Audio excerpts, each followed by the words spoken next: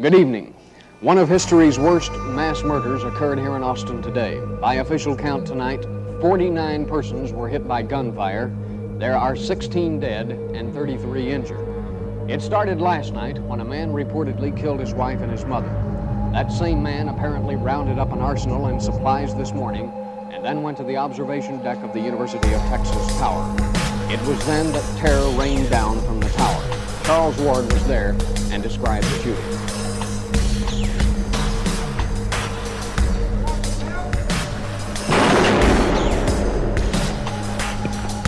There must have been a hit that last time.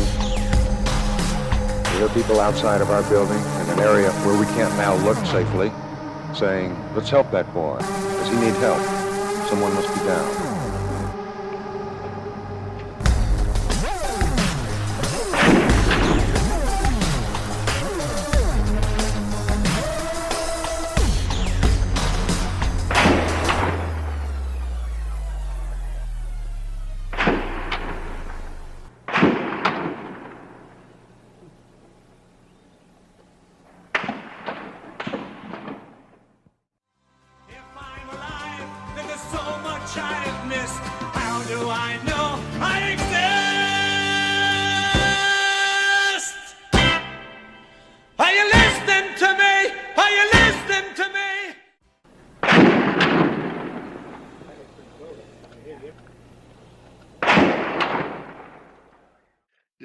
Did you check out that Sniper 66?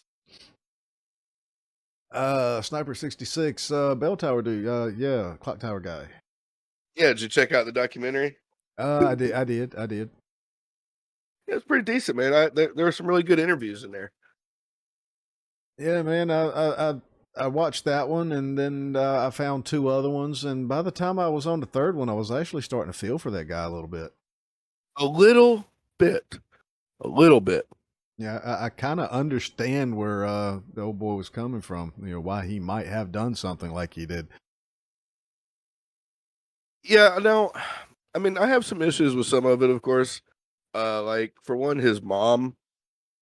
No, it was his wife. It was his wife, where he said in the note, well, we'll get into that in the episode.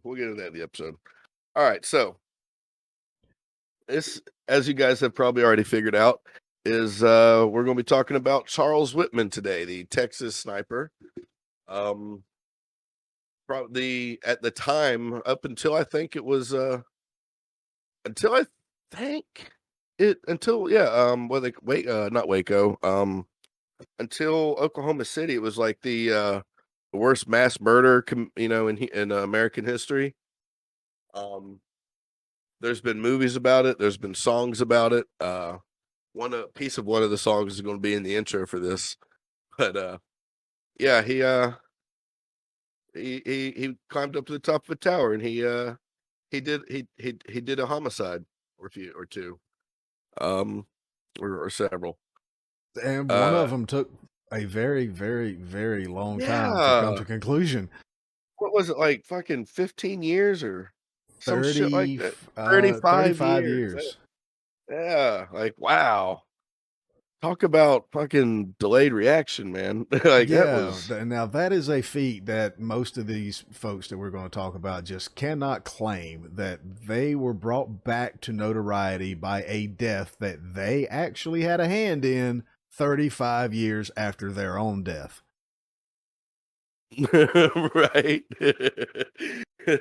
I mean, he was voted most likely to succeed. So yeah, well, the guy was he did. Yeah, he was like a child prodigy too. It was like, he is the worst person you would have wanted to be a sniper. Like, he was a child prodigy with guns from the time he was a kid. Like, he was like really good at it, like ridiculously good. Yeah, when his dad wasn't beating or drowning him, he was teaching him how to shoot, clean, and maintain weapons. Yeah, he got him his gifts from the time he was like 7 or 8 years old. So yeah, he knew his way around a trigger for sure. Yeah, his father said that he could plug the eye out of a squirrel by the time he was 16. So, yeah, this is the guy who we got up here. He actually had a really high IQ. I think it was like 39 at age 6. His IQ was tested. 139. Yeah, it'd be 139. Well, yeah, this Big difference there, brother. IQ of 39. He is the squirrel. But yeah, and it's like anytime he achieved, it was like very encouraged. His parents like loved him for it, and anytime he like slacked off or didn't succeed, he was beaten half to death by his dad. And despite all that, he was actually making a good name for himself. I mean, the kid joined up in the military because of that heavy stuff. And got high marks in the military his first run through it, and got the scholarship, was actually attending college. I mean, this guy had it all. A girl that got married. Oh yeah. Some could say that was the moment that it started going downhill, because about then it started going downhill. Yeah, it didn't get any better after that. So he gets married at let's see, to a 20-year-old Kathleen Lesner. I don't know. It became 20-year-old Kathleen Whitman. I read somewhere it was okay. Yeah, they got married in Texas, in Needville, Texas. And right after his wedding, he was still in college, and his grades actually got a little bit better. But the Marines, for whatever reason, they had like him on a scholarship or something. The Marines were like, "Yeah, that's not good enough for us," and so they cut off his scholarship, and he was ordered back to active duty. Did you see that part? No, I actually had skimmed over that part of why he had lost it, but I know when he went back to college, he couldn't get it back, so he was a little upset about that. Yeah. Marines were like, "No, you're not doing good enough. You gotta come back." And then he ended up had a gambling problem, like kind of out of nowhere. But before he got this gambling, he was at Camp Lejeune, and he like saved this other Marine. Like a Jeep kind of like rolled over, and he got trapped. The other Marine got trapped under it, in an embankment. And this dude like kind of lifts the Jeep up and like injured, Whitman lifted the Jeep up, injuring himself to it to save the dude's life. So I mean, it was like he was, a good guy at this time. It just This time about his worst daggone thing he'd ever done was, poach a deer, kill a deer out of season here in North Carolina. I mean, but the way the military was feeding him then, who could blame him? Right. He was actually court-martialed for gambling, usury, which is like loans, possession of a personal firearm on base, and threatening another Marine over a $30 loan. So, which he's like, he's trying to be a little Tony Soprano. Yeah, remember, this is all after he got married. Yeah. So he's trying to, plus his gambling problem, everything's kind of falling apart a little bit out of nowhere. He actually got demoted from E3 to an E1, and that's when you've really fucked up. Like, you really fucked up when they demote you 2 whole ranks. During his court martial, he started to write a diary called the Daily Record of C.J. Whitman. Right, and throughout it, like there's little clips from that in his he is also the book he started using, I think, for his suicide notes, and he started typing them up and all that. His friends would come over like right before it happened. One of their friends came over, and he's sitting there with the typewriter typing up this like sort of manifesto thing, talking about how he's gonna, he decided that he has to kill his wife tonight. It was pretty crazy, like everything. So all this his life starts to fall apart with Marines. He gets demoted. He's fucking up in school. He can't seem to get his shit together. And then his parents separate. And she divorced his mom divorced her dad because of his continued physical abuse. So he drives down to Florida to help her move back to Texas.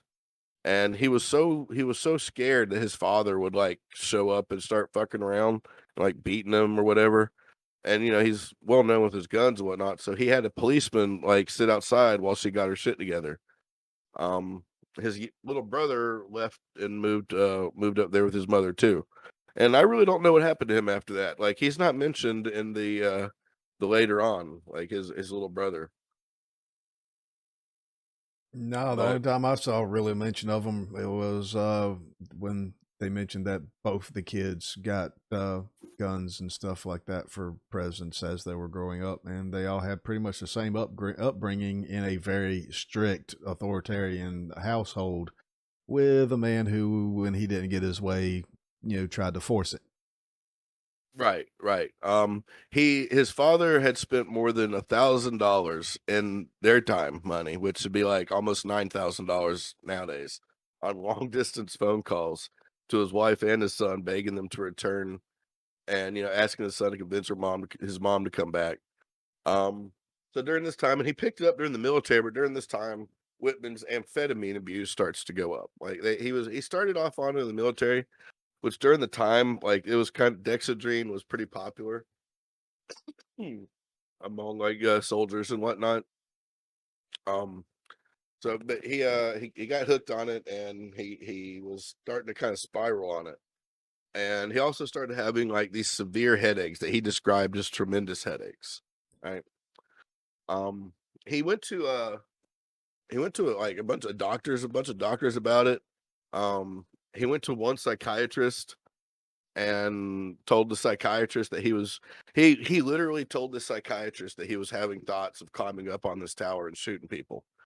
And the Yeah, that was psychiatrist, late. That was his second trip through college. His first one, he actually yeah, mentioned it to his friend that would be a perfect place to yeah, hole up.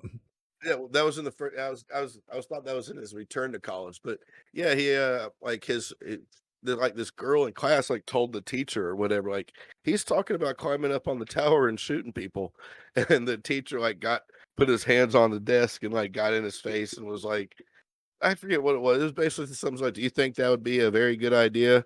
or some shit like that. Basically a useless statement. Yeah, And that, then, that that's exactly what a Marine needs to do.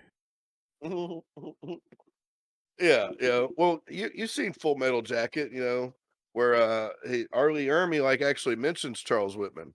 He's like, these so what a dedicated Marine can do with a rifle.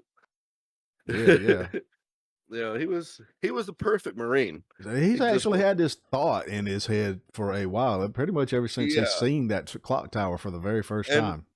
And see, I think at first it was just kind of like a thing, like, hey, that'd be a good place to hold up because he had that Marine training. Yeah, yeah. I He's mean, like, I ain't saying he's planning this from this. I'm just saying that thought got no, but planted the into his the seed brain was way there, back then. and then he couldn't get out. And when he went to that psychologist, he even told the psychologist, look, I can't get rid of these thoughts. Like, I can't, and it's like it sat there in his brain and just ate at him, just that tower just constantly haunting him in the back of his brain. And I mean, it sounds like I'm embellishing it, but no, that's kind of how it was. Like, Yeah, that's what's in the doctor's notes that they shared in the interview anyway. yeah, it's kind of how it was. Like, everywhere he went in this town, he'd look up and see that tower, and it was just always like calling him. It was bad. And just for anybody says, well, the doctor should have done something better, the doctor did say, let's continue this next week. He wasn't showing signs that he was actually wanting to do it, just that he was having thoughts of it. And, even today, that might, I mean, well, it'd probably draw a little more concern, but, we wouldn't actually contain anybody and, put them away for having a thought. Yeah, and the fact that he seeked help for it, shows that at least on some level, what I mean, he was trying not to, but Yeah, but I unfortunately, he didn't come back the next week. yeah, he did not. He had other plans. So, did you see the list of stuff that he took with him? Oh boy, was this guy prepared. This ain't no Oh. daggone 16-year-old kid that stole daddy's car and went down the road to shoot something. Yeah, this guy went to he went to commit a crime. Like, the dude, he won't gonna go short for nothing. He had 3.5 gallons of gasoline, 3.5 gallons of water. I mean, I had the Enough list pulled food up for there. 2 weeks, freaking 2 rifles, 2 handguns, a brand new shotgun, over 700 rounds of ammunition. This guy was stacked. Yeah, like there was there was so much stuff he had with him. Let me see. I had the list something fucking weird. Yeah, okay. He had Axe, 12 two gauge. knives. Yeah. Yeah, he had 12 gauge shotgun. Remington 700 with four times Leopold scope. Almost said Scotch. 6mm Remington rifle, M1 carbine, a 357 Magnum, a Galisi Briesca pistol, and a Luger pistol. He had a machete and a scabbard, a hatchet, an ammunition box with a gun cleaning kit, a Camillus hunting knife and scabbard, a Randall knife inscribed with his name, a locking pocket knife. The dude was not short of knives. He had a 1-inch steel rebar, or a foot of steel rebar. Like I said, I started to relate to him, bro. The knives. He had a hunter's body bag. Dude brought his own body bag. He had Whitman's. He had a channel master, like transistor radio, little AM FM radio, so he could listen to the chatter about himself. He had a blank notebook, a pen, a green towel, a white 3.5-gallon jug full of water, a red 3.5-gallon jug of gasoline, nylon and cotton ropes, and clothesline in case he had to dry his clothes. 1954 premium toy compass, a hardware receipt, hammer, canteen, binoculars, lighter fluid, alarm clock, pipe wrench, flashlight, green and white, 2 rolls of tape, green duffel bag, extension cord, gloves, eyeglasses, earplugs, deodorant, toilet paper, food, 12 cans of food, 2 cans of condensed milk, bread, honey, and Spam, planters, nuts and raisins, and some sweet rolls. Like, he put all this. He was setting up shop, bro. Yeah, he came to stay. He had no intention of coming down off that tower. Clearly alive because he brought his own body bag. Like, the dude was prepared to, like, the nth degree. Insane. So the day before the shootings, he had picked up he went and picked up his wife from her summer job, and then met his mother for lunch, right? And at 4 him and his wife visited their friends. At 6:45, he begins typing out a suicide note while his wife was at her night shift work, her night job, right? And the suicide note, with a portion of it, is, quote, "I do not quite understand what it is that compels me to type this letter. Perhaps it is to leave some vague reason for the actions I have recently performed. I do not really understand myself these days. I am supposed to be an average, reasonable, and intelligent young man. However, lately, I cannot recall when it started, I have been a victim of many unusual and irrational thoughts. These thoughts constantly recur and requires tremendous mental effort to concentrate on useful and progressive tasks." So it's a fucked up cry for help. You know, I kind of feel like the whole shooting was kind of a fucked up cry for help. He requested an autopsy be performed on his remains after he was dead to see if there was like a biological cause for his continuing and like super intense headaches. He also wrote that he had decided to kill both his mother and his wife. It seemed like his reasons were kind of unclear. He believed his mother had never enjoyed life as she entitled to, and that, in the fucked up part, his wife has been a fine wife to me as any man could ever hope to have. He mentioned that he wanted to kill his wife he had decided to kill her when I pick her up tonight from work or whatever. He decided, he said that he wanted to kill her in the most painless way possible. So he stabs her with a bayonet 5 times in the chest while she's asleep. Like, she wakes up during this, of course, but yeah, that's a hell of a way to say I love you. Yeah, like the most painless way possible. Like, he had guns. He had a bayonet that could have, like, I don't know, gone in her brain or something, maybe made it more painless. Like, if he was going to kill her, he definitely failed at doing it the most painless way he could. Yeah, he's smart enough to figure out how to poison her. That way she just goes to sleep. I mean, yeah. That was personal. That was fucking personal. He beat his mother unconscious before stabbing her in the heart. Strangled her first. His mom knew what was happening the entire time. Yeah, there's just how he did it is disputed, it says, but officials believed he rendered her unconscious before stabbing her in the heart. He left a note beside her body saying, "To whom it may concern, I have just taken my mother's life. I am very upset over having done it. However, I feel If there is a heaven, she is definitely in there now. I am truly sorry. Let there be no doubt in your mind that I love this woman with all my heart. So then he goes back home, kills his wife 5 times by stab her 5 times in the chest, covers her body with sheets, and then goes right back to the typewritten note he had, started the previous night when his friends were over. Friends interrupted. 8/166, Monday, 3 a.m., both dead. And he continues, I imagine it appears that I brutally killed both of my loved ones. I was only trying to do a quick, thorough job. If my life insurance policy is valid, please pay off my debts. Donate the rest to a mental health foundation. Maybe research can prevent further tragedies of this type. And then he gets really, the real important part is give our dog to my in-laws. Tell them Kathy loves Sochi very much. If you can find in yourselves to grant my last wish, cremate me after the autopsy. He also left instructions in his house, requested that 2 rolls of camera film he had be developed, and wrote personal notes to each of his brothers. He wrote on an envelope labeled "Thoughts for the Day," 8/166. I could never quite make it. These thoughts are too much for me. He then called his wife's supervisor to tell her that she wouldn't be able to come into work today. Same with his mother's work. So He supposedly left a note on the door of his mother's house so people wouldn't go and check up on her. Yeah, I heard something about that, but I didn't actually. I never actually found it when I was looking through, so I didn't pull it over here to the side.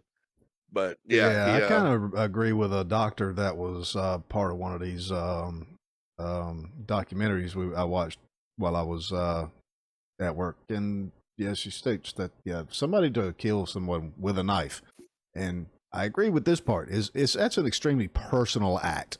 You got to get up close. You're getting blood on your hands. So regardless of what he said, he killed them in it was like hatred almost. He killed them violently. Killed them. Yeah, that's somebody's done something that you see as wrong to you, whether it is or not, but you see it as wrong. Yeah. They've wronged you in some way in your mind. And she goes on to think that with the mother, it could stem from maybe she didn't do enough to save him, or that she was so weak that she stuck with that man for so long. All kinds of possibilities, but more likely that it's more the fact that he was a kid and she didn't save him. And with the wife, there was some talk about he may have been the same kind of man that he was shown to be in his home. Yeah. So at the beginning of their marriage, she had said to one of her friends or a family member or something that he had hit her a couple of times, but it did seem like that had come to a stop. But your woman, the love of your life that you enjoyed so much time together with, if you hit them, they're never going to look at you the same. And if somebody's got some kind of twisted thoughts, that could definitely cause some issues. Yeah, without doubt. And for years, actually, because I'd never read the manner of death in which he had doled out to his mother and wife, but I'd always been of the mindset that he killed his mother and his wife so that they wouldn't be like embarrassed, sort of like brought out into the limelight of what was going on. And he and he wanted his father to be. He wanted his father to live with the stain of what he was getting ready to do. So, about 11:35, he arrives on the Austin campus. I don't know about that last statement, bro, because the Austin campus. No, about him wanting his father to feel the stain of it. I'm not sure that he felt any kind of hard way about his father, honestly.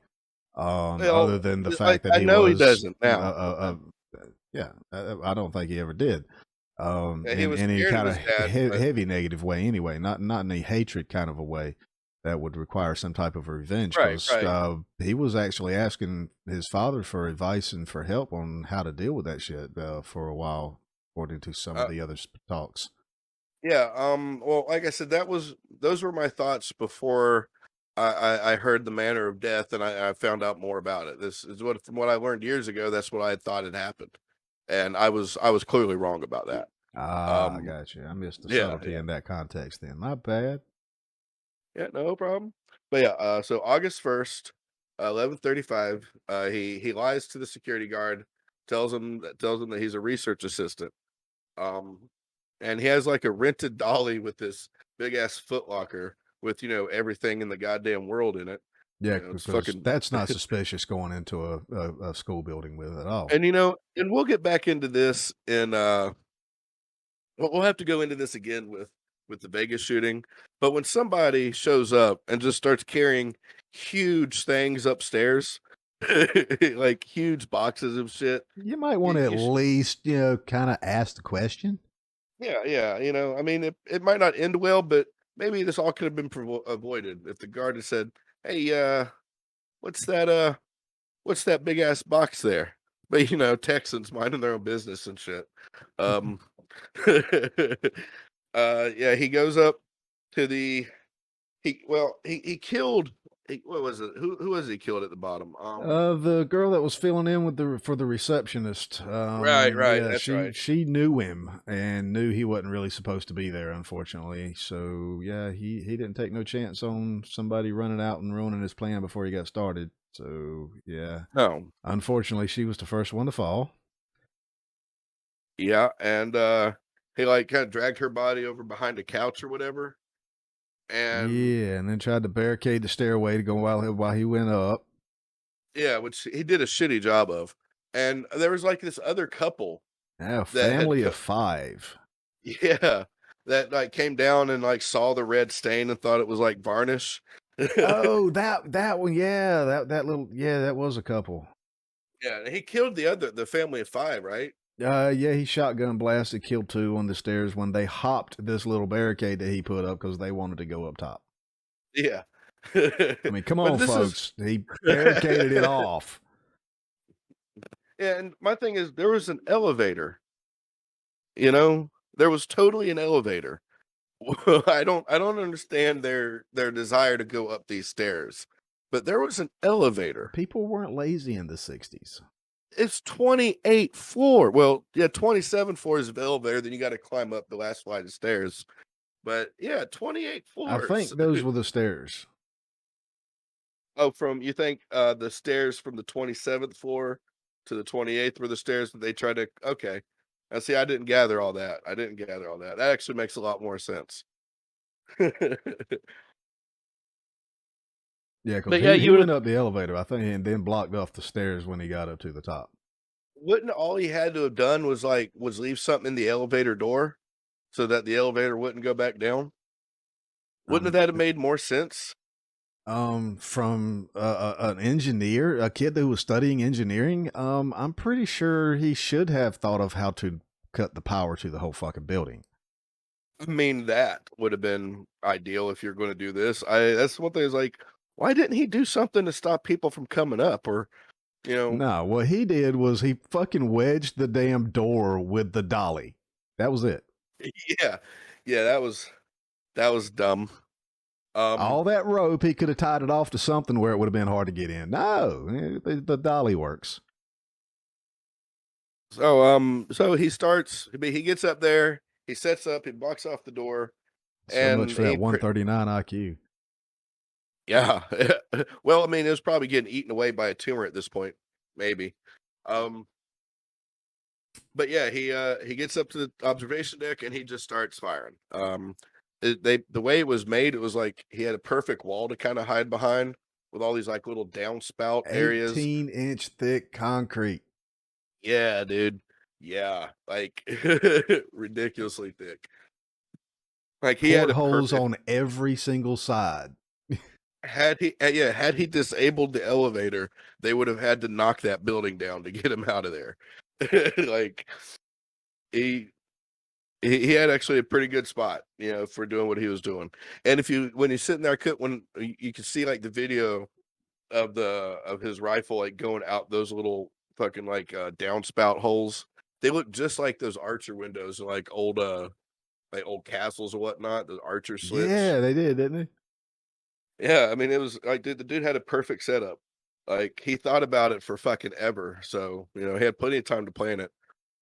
And he planned it pretty damn well, except for, not taking out the power of the building. Yeah. Yeah.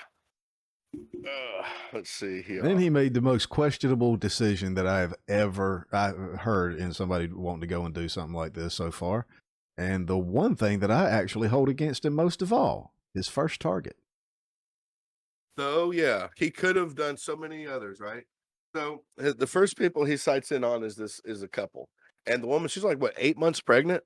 Yeah, 19 years old, 8 months pregnant, walking there with her beau, enjoying the sun out in the college campus, and then all of a sudden, pow! You hear, you hear a crack in the distance, and well, Yeah, he sighted her, and then he aimed the shot for her belly, for her, her baby bump. Like the shot went through the baby, killed the baby, like just shattered her pelvis and like ripped open her arteries and whatnot. And so she goes down, but she's not dead. Her boyfriend bends down to help, but then he gets shot over dead. The inconsiderate prick just died, while his girlfriend was laying there bleeding. It's just totally yeah. inconsiderate of him, just die like that, right? And she actually lived, so she had to remember this shit. Yeah, she had to remember laying there watching her fucking baby daddy fucking die right beside her while I mean, it was fucking horrible. Um, the shots go on for like what, 90 minutes, Something like that. 97 Yeah, minutes. 95 minutes. Yeah, it was Yeah, definitely, it was a good long while. yeah. He over the next 96 minutes, he shot and killed 14 people, including an unborn child, and injured 31 others.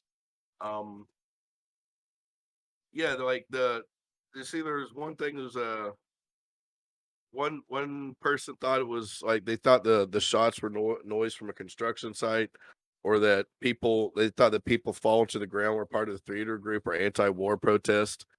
Like they had no Yeah, it was idea. some Like messed up stuff there.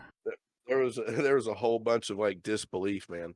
Um, the Well, four nothing like that had minutes. ever happened here, Mhm. Well, I mean, you had some people from Nam. I think they kind of picked up real quick what was going on. People that had just come back from Nam. That one guy they did an interview on. He looked a little shell shocked, and his shirt's all covered in blood. And he went and saved one person. He went to go save another one, and that person was already dead. He was talking about they were dead weight. It was hard to move with them. Yeah. Like, Not like one uh, was passed out. He knows the difference.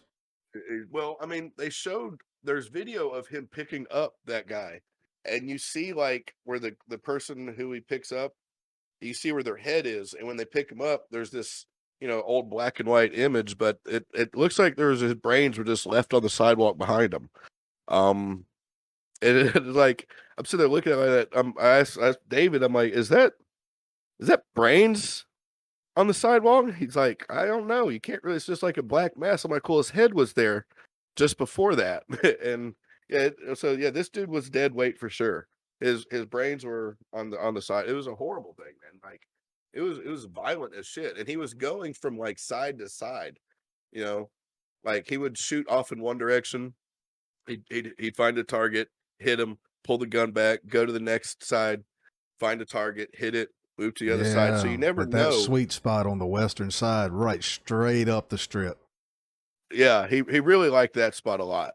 But you never knew where the next shot was going to be coming from. So once you got to cover, you had to stay covered because you never knew if he was if he happened to be looking your way. And like if you get a lot of footage of it, and it's like it looks like he's right there, but when you see footage of the actual people on the ground with cameras looking up, he's way the fuck up there. Like Yeah, you it's can't. 230 some odd feet. Yeah, it was over 200 feet Yeah, up. the news guy was talking about they had to take lens from another camera and put it over their camera so they could get zoomed in enough to actually see, and they could actually see his gun coming out of the porthole. Yeah, and Um, this guy would pop out, acquire a target, fire that round, and disappear in a matter of just a second or two. 4 minutes after he began shooting, a history professor was the first one to call the Austin Police Department. Patrolman Billy Speed, one of the first officers to show up, And I was looking through like all the different reports, and his was one of them. Um, but he didn't have his didn't have many details in it. I'll read from one of them here in a minute. But his didn't have a lot of details because he one of the first officers to arrive took refuge with a colleague behind a stone wall. Whitman found a 6-inch gap between the columns of the wall and killed him. Like he found a 6-inch gap from like 300 feet away, Yeah, from and the top of the fucking wall to a big giant tree limb that was blocking it, right in the middle of it. yeah, he found this one little gap and he got him. Um, Another Officer Houston McCoy, heard the shooting on his radio. Uh, and he looked for a way into the tower. A student offered to help, saying he had a rifle at home. Then the cops like, all right, cool. So he drives this student home to get the rifle. Uh, like And there's this he one, had a long shot of over 500 yards. yeah, and that's pretty good with what he had. Yeah, That's back then impressive. that was almost as far as you're going to shoot accurately with what you have there. I mean, you had some the high tiered military guys that had practice in the war that could get longer shots closer to a half a mile, but yeah, that was almost as good as it gets. Yeah. It was a like crazy thing, man. There was just for over an hour and a half, just gunshots, people dropping, people hiding, and he's still finding victims because people are trying to get the hell out of there. Yeah, he wasn't in Comes a hurry. He was selecting his shots. This guy didn't fire all 700 rounds and just get a few people. He was taking his time.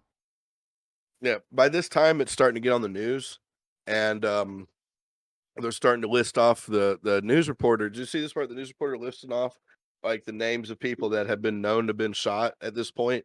Yeah, and you And had another station guy call him in, tell him to ask him to read it again. yeah, he was like, "This is real important. I think my grandson was on that list," and it was. Like it Yeah, turned out to be his grandson. Yeah, it it's one was of the only fucked up. times they ever to actually mention the victims before the families are notified because so many people were dying in a place that so many different people from different places are Yeah, man, at that people. It was the it only way to actually keep become people out of important. there.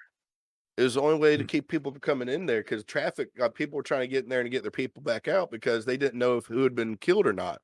All they knew is that there was a madman or possibly two on top of this tower, and just shooting people at will. Nobody knew, so they figured, all right, well, we're going to put these names out so that people can have some sort of closure.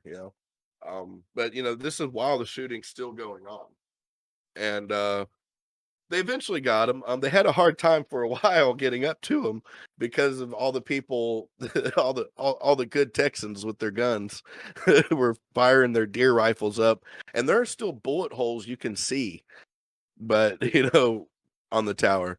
But they're having kind of trouble getting up there. They didn't know if like they were going to get out there and get hit by somebody down on the ground. So it was that they were keeping him pinned down, but they were also they saved some lives, honestly. Like the fact that they kept Whitman pinned down long enough for cops to figure something out, but the cops were pinned down as well. Um, I have actually the police report from the cop. Let's see. Yeah, all right. Oh, this one is Billy Speed. That's weird. All right. All right. So I'll just read from his report here. This officer was at home preparing his dinner when he heard on the 12 o'clock news that a man was on the University of Texas tower shooting at people. Contacted the station, was asked if help was needed, and was told to go back to the scene. This officer parked his car in the 2000 block of San Antonio and proceeded onto the campus from Guadalupe and 21st Street. Ran from building to building until he reached the main building on the south side and saw 6 persons lying on the mall. So before he's even got to this building, to the main building, he'd seen 6 people laying like just laid out. He tried to contact the police station to get an armored truck to remove the bodies. Unable to contact the station, this officer went up the tower on the elevator to the 26th floor, The officer met Officer Jerry Day, that's the other guy, a DPS man, and a Mr. Crump who had a rifle. The DPS man and Officer Day were getting communications organized while this officer and Mr. Crump proceeded to go upstairs, covering one another when we proceeded upstairs. And did you see the thing where they get up the elevator and the other guy's coming down the stairs and there's like this standoff between the cops? No, I didn't hear nothing about that one. All right, so as they're coming, so this one cop he tried to go out there and he couldn't get out there because of all the shots coming down from the ground. So he went back downstairs to the elevator, and as he gets there, the elevator opens, and he's already kind of shook. So he pulls out his pistol, and the elevator opens. There's these like three guys there, cops, and one of them has a shotgun, and the other two have their 38s out. So they're all just sitting there staring at each other for a moment, like, oh fuck. Oh yeah, I didn't see that one. Yeah, that I saw one. I think it was Jerry Day. Was on the interview, and he was like, yeah, he's like, we drew down on him, we had him, then once we realized who everybody was, there was a moment of like nervous laughter and patting backs. It's like, man, they almost just shot each other. But yeah, they get up to the landing and they find a dead young boy, a dead woman, a wounded woman, and a wounded young man. So this would be that family. Yeah, the other one, he took off running to go get help. Yeah.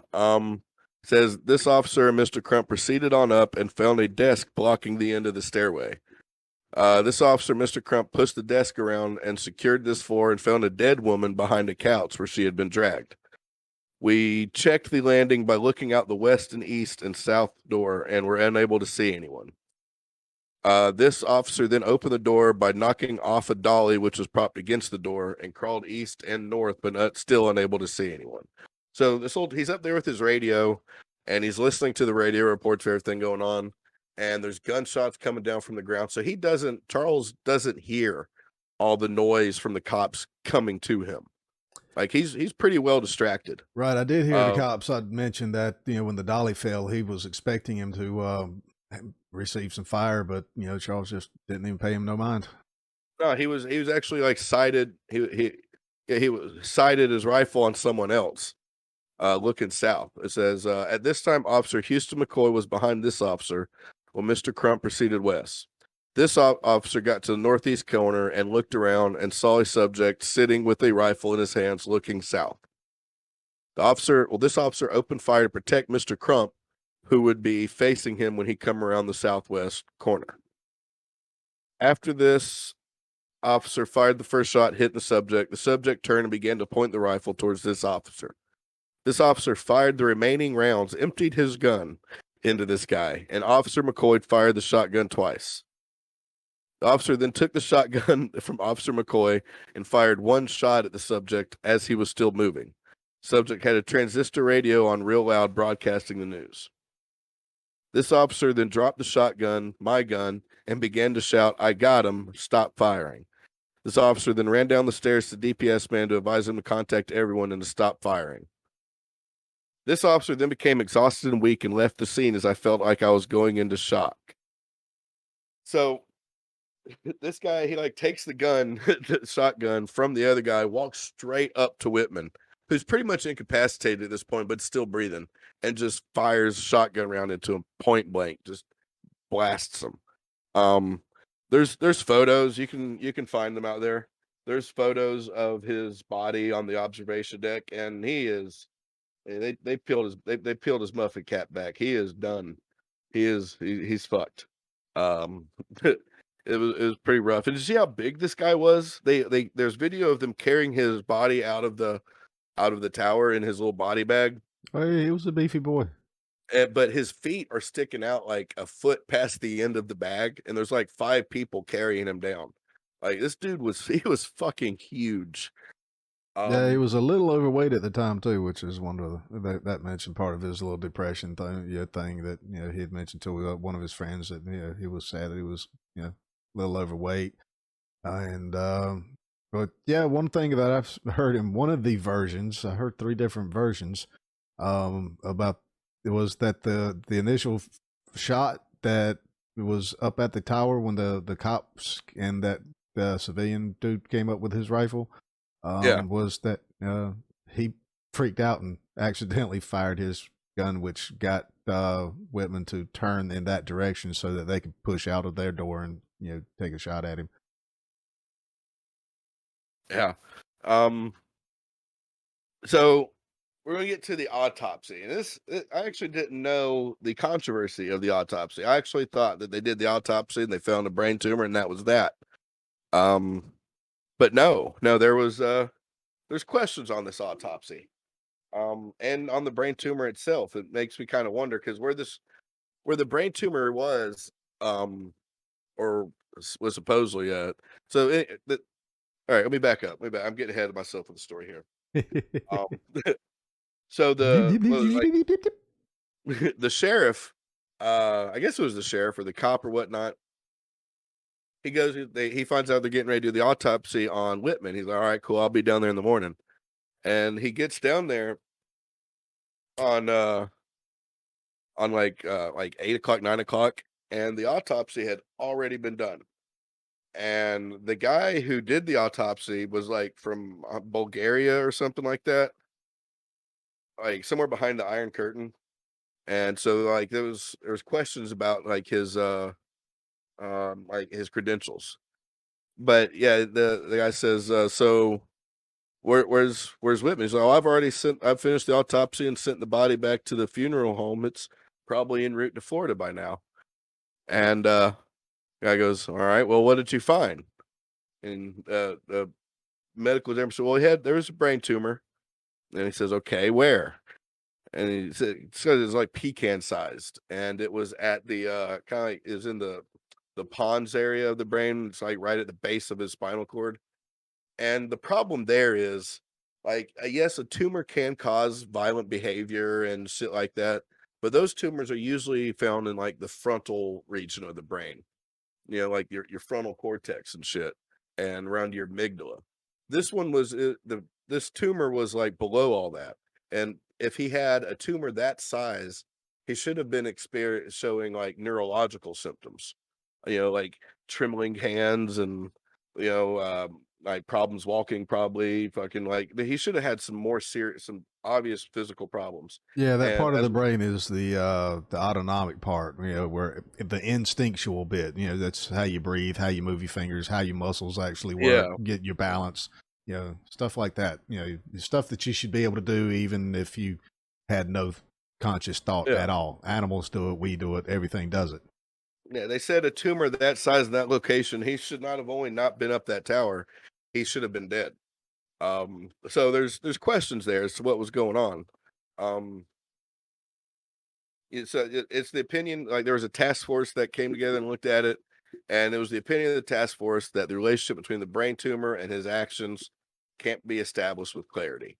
So I always thought it was a tumor that did it. And now I'm like, well, maybe it wasn't. Maybe there was something else going on there. I think that intrusive thought of the tower kind of that might have been a life unto itself. I don't know really how to explain it, but there are things like even I get like there's certain things I'll fixate on, and it's hard to get things out of my head sometimes once they're there. I've never done anything like this, and it's never been anything on this scale. But there's been ideals that I fixate on for a while that are intrusive. They're my ideas, but they don't feel like my ideas, and they just get there and they get louder and louder. I think that's what happened here. I think he wanted help, and I don't think he knew that I don't think he believed he could get help while alive.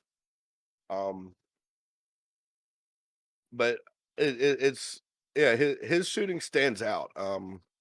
I can't. Yeah, it definitely does. Like I said, we don't know exactly what caused it. I mean, he had a great life with a slightly abusive parent, and well, very abusive, but yeah. Well, I've met people whose parents, chained them. I hear stories of people being locked in cellars and never actually seeing other people. There's getting your ass whooped. Fair. I mean, yeah.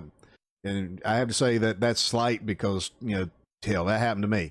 And I would never say that my life was any worse than somebody that actually got abused by having food, withheld, tortured by it, chained to a tree, chained to you into your room, locked in there for years. And that's fucking abuse. Now, I'm not making light of any of it, but slightly abused. Right. Yeah, it could have been much worse. He didn't get burned by cigarettes every single day. Shit, man. I had parents that maybe go out in the damn yard and cut grass with a fucking ruler and a freaking pair of scissors. His dad did try to drown him that one time, but he beat the crap out of him and threw him in the pool. Now, which one of them were drunk? That depends on which story you're reading and listening to. Exactly. Basically what I gather is his dad got him drunk, then got mad at him for drinking. That could very well be. You shouldn't fall to peer pressure kind of a lesson. I get it. I've had pretty much the same lesson taught to me by a slightly abusive father figure.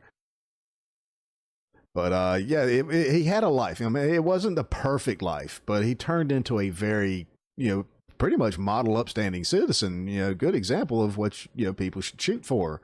And then for some reason, shit started sliding downhill from him. Now, I joke about the fact that it was, when he got married, why not joke about it? Because, that kind of thinking is a joke.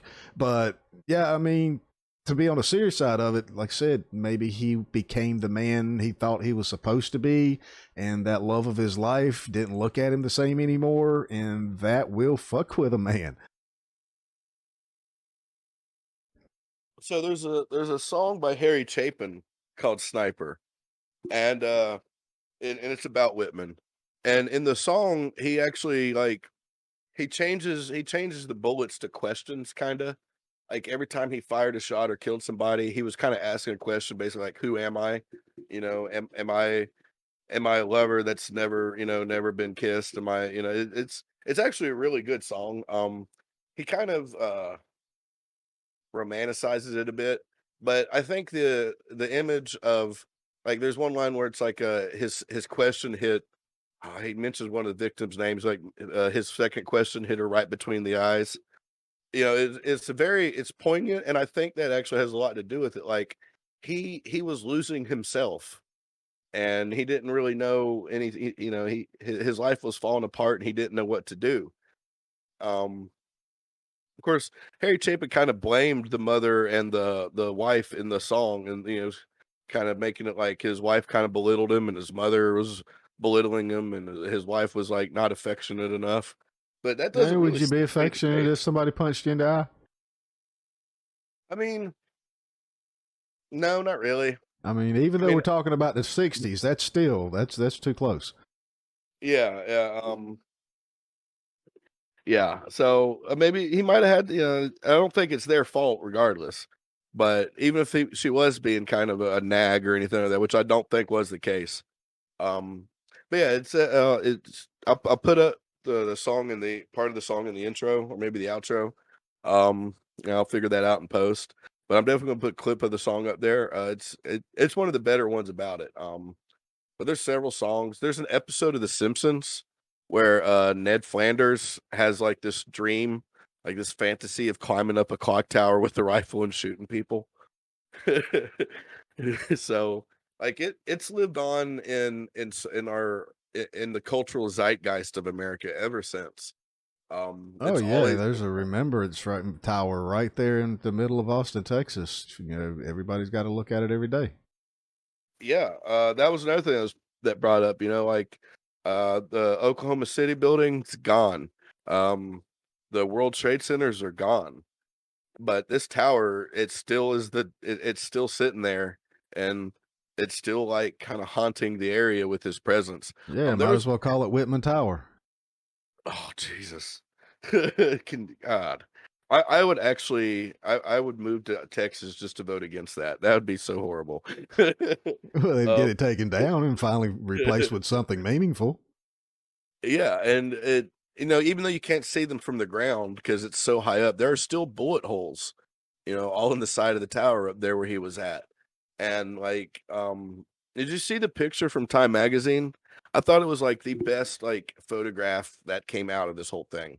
It was like from behind a window, Like there's 2 bullet holes, and in the window you can see the tower, the clock tower in the distance.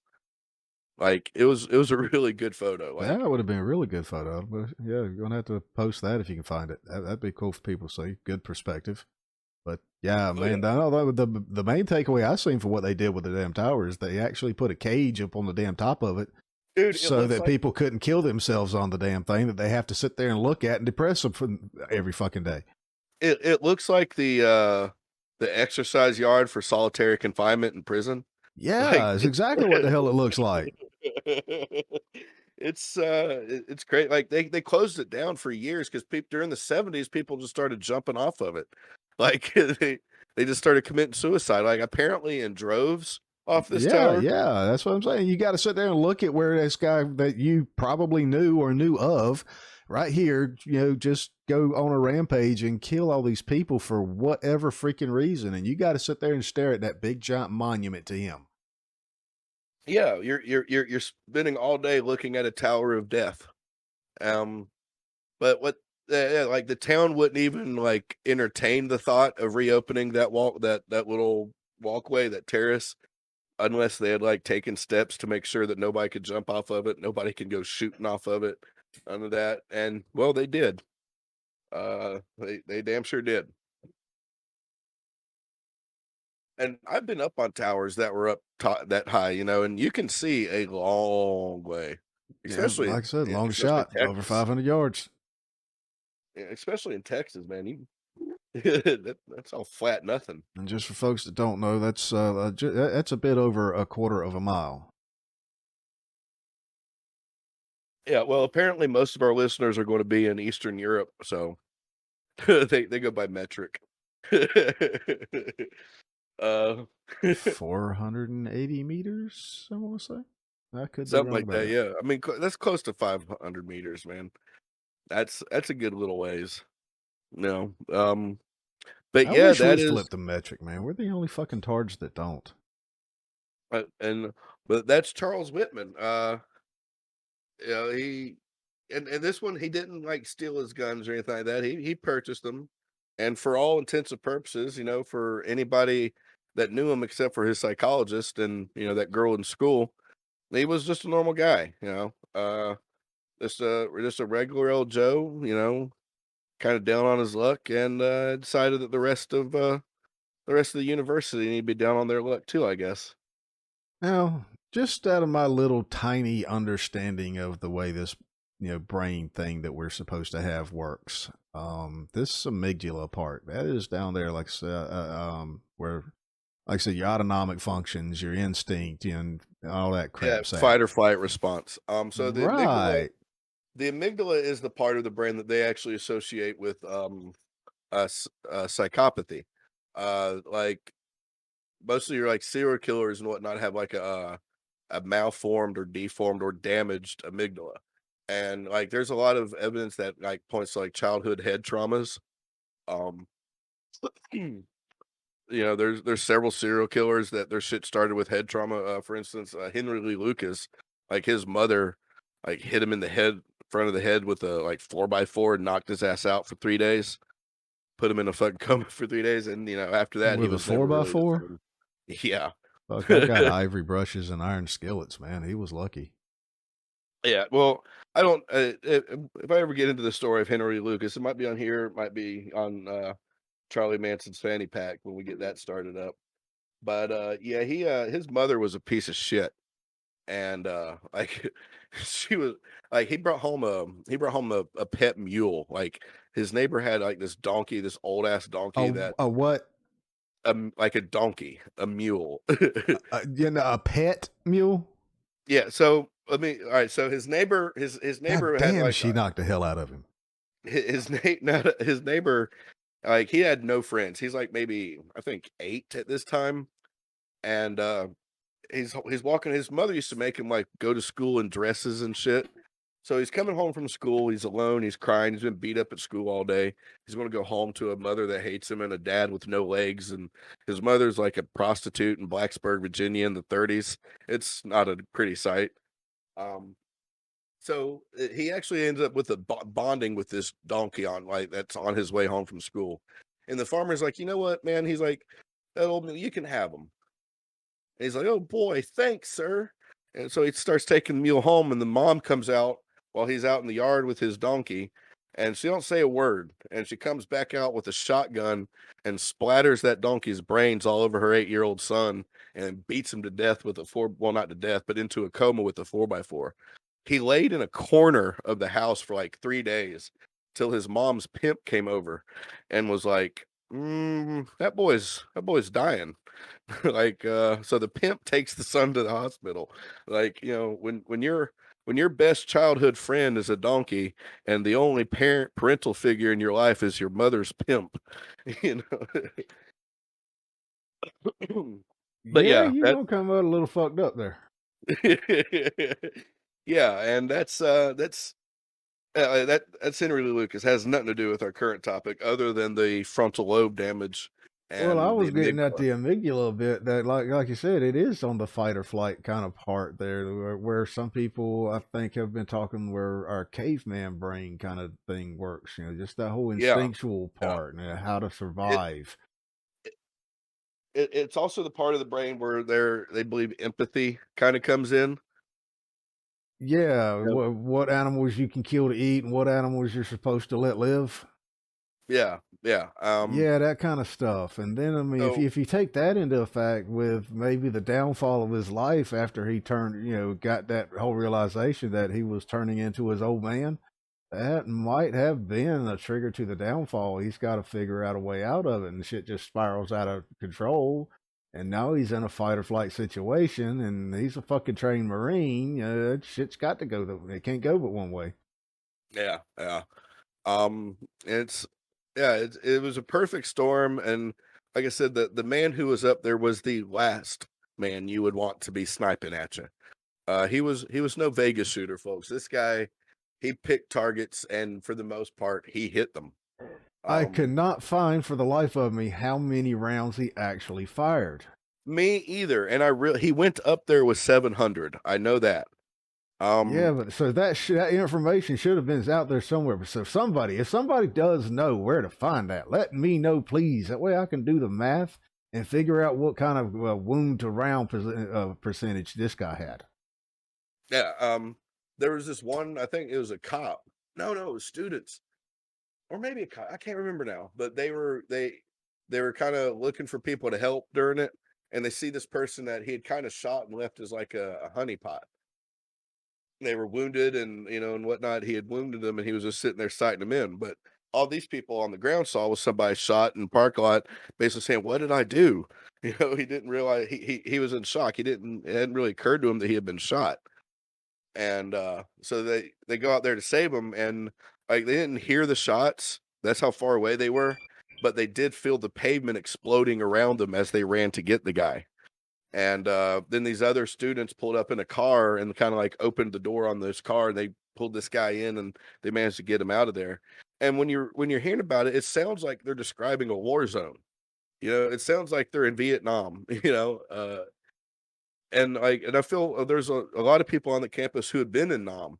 And you have to feel for them because it's like, man, they went home, and here they are in a fucking war zone again with a madman sniper, leaving honeypots out and shooting anybody that comes to help them and shit.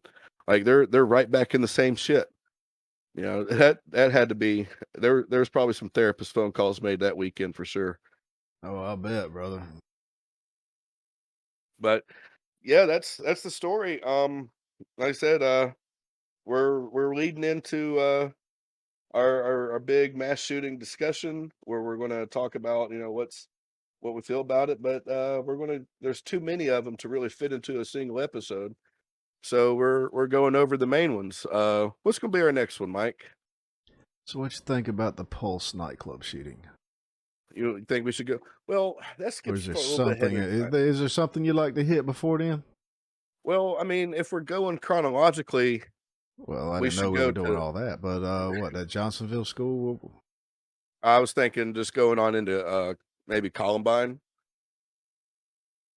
Wasn't there one before that got popped twice that you was interested in? Oh yeah, shit. Yeah, there was. I think it was in California. like shooting 10 years apart. Shit. One of them was the I Don't Like Mondays shooting. Let's see, the 79. Look at this list. God, it's such a ridiculously long list. It kind of hurts That's the kind of sad thing to have to say about about the mass United shooting. States. But yeah, somebody's got to say it, man. Yeah, we do have a bad stain on this love of guns that we have, and we got to get to a root of it. So here we are. Yeah. So next week we'll be talking about Cleveland Elementary School in San Diego, California. Well, not next week, but our next episode. In San Diego, California, first one was a 16-year-old girl. They actually made a song about this called "I Don't Like Mondays," and then 10 years later,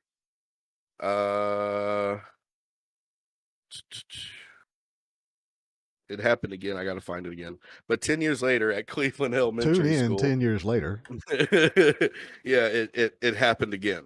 And yeah, so we're gonna look into that. I'm gonna find that shooting because now I can't fucking find it anywhere, of course. Yep. Oh, Too there it busy is. over there scrolling. See if all you had to do was flip a page, you'd have been there. Yeah. Well, I didn't want to have to read my horrible handwriting. And with a list that goes back to the 1890s, yeah, that's a lot of handwriting.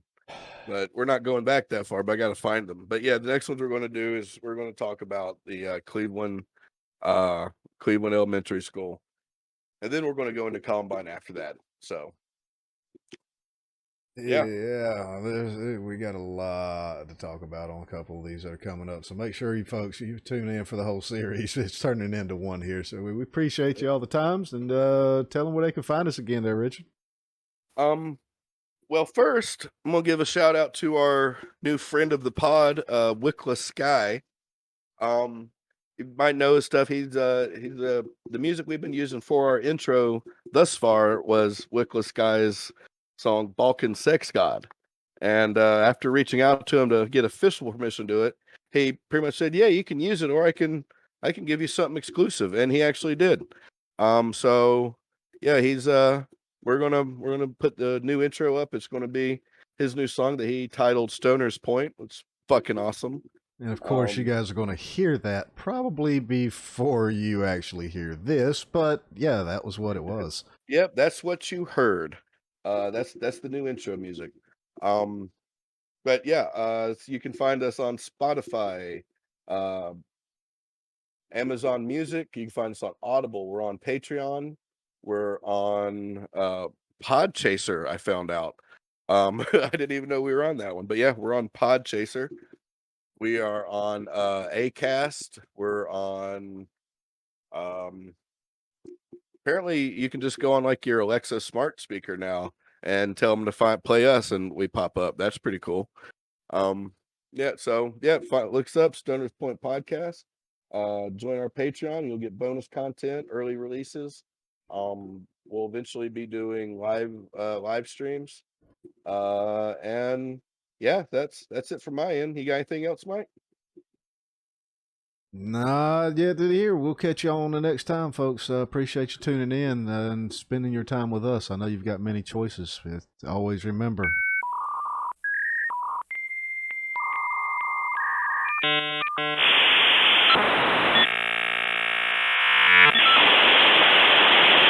Yep, fuck around and find out. Well.